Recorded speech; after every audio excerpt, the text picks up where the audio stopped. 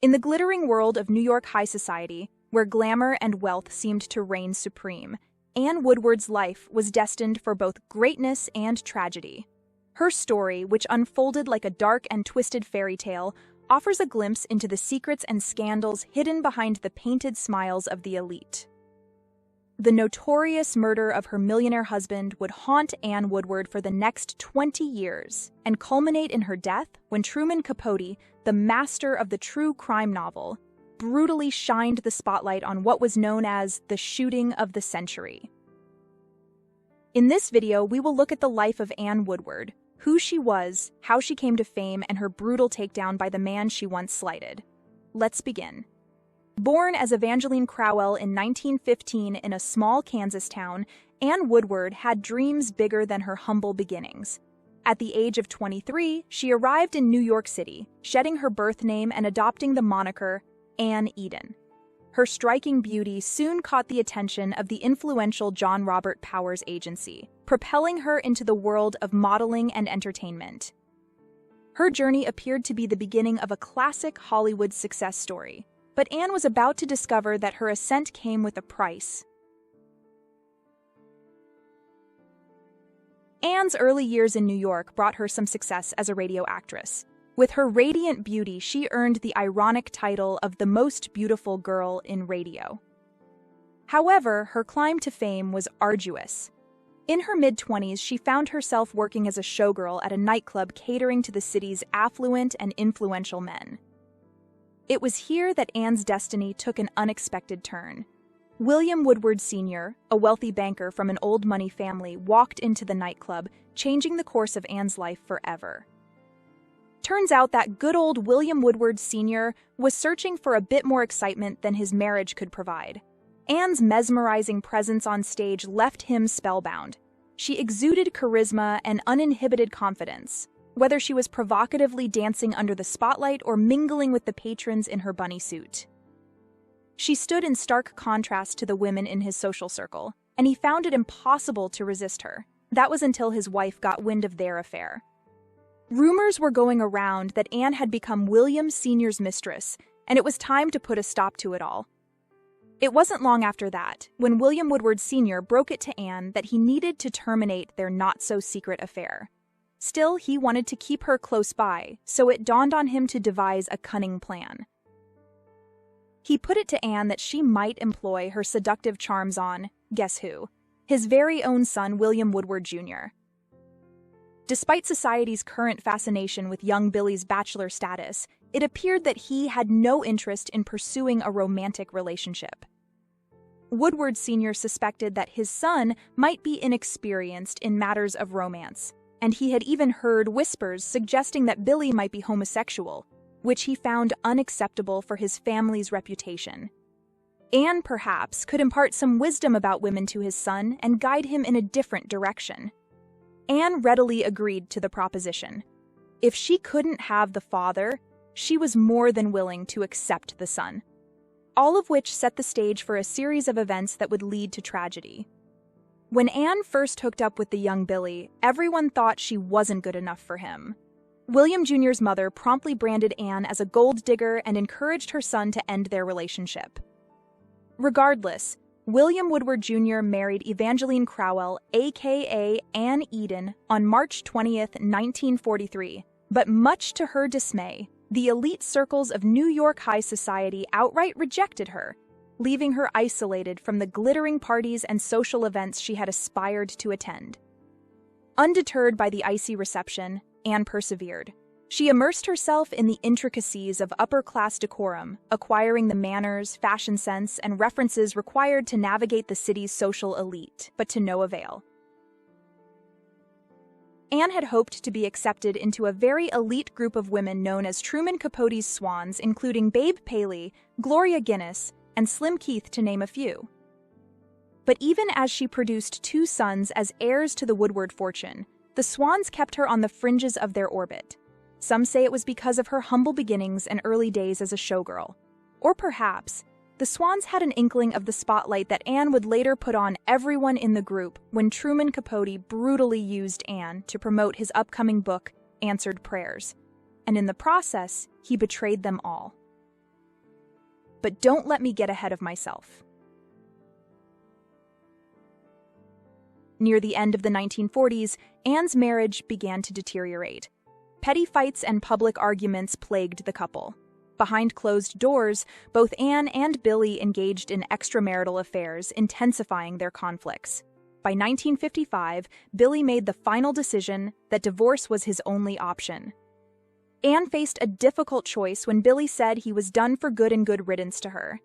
Despite the turmoil in their marriage, she couldn't bear to lose her social status and the life she had fought so hard to attain. Anne refused his plea, unknowingly setting the stage for a tragic turn of events. As Anne's emotional burden grew heavier, she sought solace in martinis and prescription pills, and while that might have contributed to what happened on that fateful night, it wasn't the main event. The story goes like this. In the eerie backdrop of Halloween 1955, Anne and Billy were attending a party hosted by their friends, the Duke of Windsor and Wallis Simpson. During dinner, they discussed a recent string of burglaries in their neighborhood, voicing their determination to protect their home and property at all cost. Their fears took a dark turn when Billy revealed that he kept a weapon near his bedside, and Anne confessed to having one as well. Later that night, as Anne lay in her separate bedroom, her dog's frantic barking signaled danger. Convinced that a burglar was in their home, she heard noises on the roof and rushed to investigate. Armed with a shotgun, she confronted the intruder outside Billy's bedroom door and fired a fatal shot. When authorities arrived at the scene at 2:35 a.m., they discovered a harrowing tableau. Anne cradled her husband's lifeless body, sobbing and crying, "I shot him." To their shock, they found that the so-called intruder was none other than her husband, Billy. Anne had inadvertently taken her husband's life under the guise of mistaken identity, or so she claimed. In the aftermath of the shooting, Anne's behavior raised suspicions. She made cryptic statements, and her lawyer, Sol Rosenblatt, was soon on the scene to shield her from extensive questioning. The press seized upon the case, dubbing it the shooting of the century. However, a shocking turn of events would soon cast doubt on Anne's culpability. It turns out that a man named Paul Worths, known for burglary, claimed he had attempted to break into the Woodward residence on the night of the shooting. This revelation appeared to exonerate Anne, but it also deepened the already wide rift with her mother-in-law Elise, who remained convinced of Anne's guilt. Soon after, in a scene that mirrored a courtroom drama, Anne found herself facing a grand jury trial for the alleged murder of her own husband. Within the Nassau County Courthouse, a disheveled Anne passionately proclaimed her innocence, insisting once more that she had mistakenly believed Billy was an intruder. She even pointed out that the actual burglar had been apprehended. Nevertheless, the prosecution did not shy away from bringing up her troubled marriage and, undoubtedly, the substantial inheritance she stood to gain if Billy were no longer in the picture. When the verdict was finally delivered, it set tongues wagging. After a mere 30 minutes of deliberation, the jury reached a controversial decision, acquitting Anne Woodward of all charges on the grounds of self-defense, but the public wasn't buying it.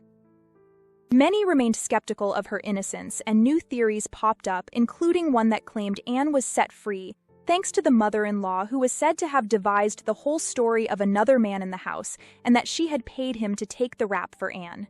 The reasoning was to spare the Woodward family name and get Anne out of the limelight. Anne's reputation was tarnished, and her high society friends turned their backs on her. Banished from New York high society at the command of her mother-in-law to get out of town, Anne sought refuge abroad. She wandered through European cities, drowning her sorrows in Venice and elsewhere. However, her exile came at a tremendous cost. Anne's two sons, Woody and Jimmy, were sent to boarding school in Switzerland, with no explanations provided. Her youngest, Jimmy, faced his own demons, succumbing to addiction and mental turmoil after serving in Vietnam.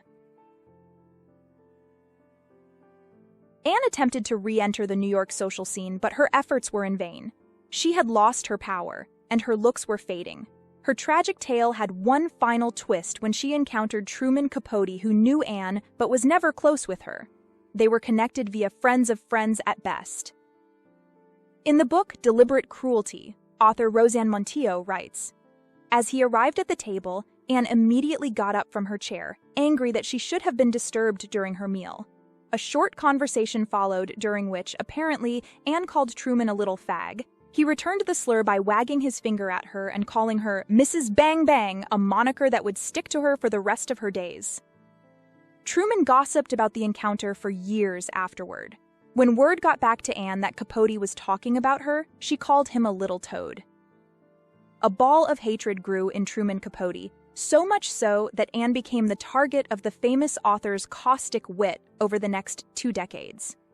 By 1975, Capote not only hated Anne, but some suggest that he began to resent his infamous Swans, the wealthy and socially prominent women who were his close friends and who he had worked so hard at becoming their loyal and trusted confidant. Over the years, they had spoon-fed Truman Capote their darkly hidden secrets, their tormented feelings, and their deepest desires. The writer encouraged them to spill it all out, all the while he was taking notes and waiting patiently to strike, just like a snake in the grass. In November 1975, Truman Capote published a preview chapter of a book that he was working on that was going to expose everything and everybody. Those very women who he had courted and befriended. And he wasn't going to forget that one woman that he hated so vehemently, Anne Woodward. The article was called La Côte Basque 1965, and in it he used thinly veiled characters to represent his swans along with Anne Woodward. Capote's portrayal of Anne in La Côte Basque was nothing short of brutal. He depicted her as Anne Hopkins, a jazzy little carrot-top killer and a malicious Betty Grable who had murdered her husband for financial gain. He also gave away a bedroom secret by giving his fictional Anne the nickname Lady Marmalade, because of a little trick she'd learned to do with jam. Whether these claims had any basis in reality was unclear, but the damage was done. Capote's words published in Esquire further tarnished Anne's already fragile reputation.